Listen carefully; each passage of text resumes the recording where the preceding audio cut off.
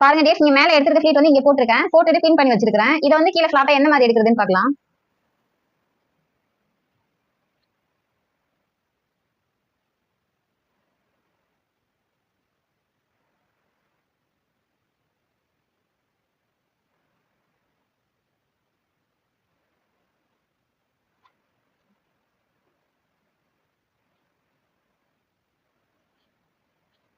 கம்மியா தான் இருக்கு போல.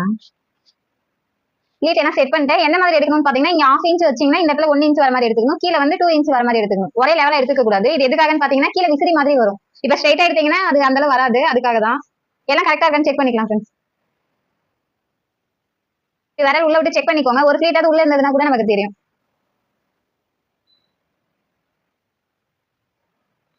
கரெக்டா இருக்குது. எஸ்.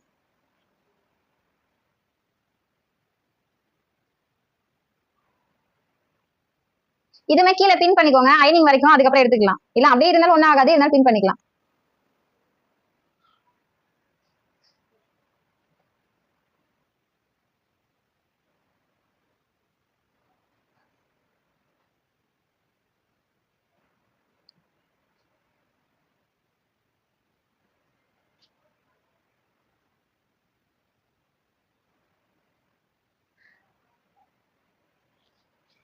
கீழே செட் பண்ணிட்டு இப்ப இந்த இடத்துல ஒரு பின் பண்ணிக்கணும்.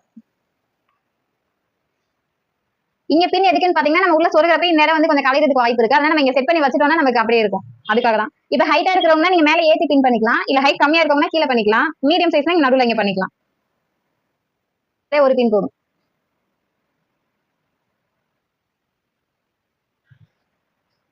ஓகே டியர்ஸ், இது வந்து சென்டர் பிளேட்டும் எடுத்துட்டோம், பல்லு பிளேட்டும் எடுத்துட்டோம். இப்ப ஐனிங் என்ன மாதிரி கொடுக்கலாம்னு பார்க்கலாம்.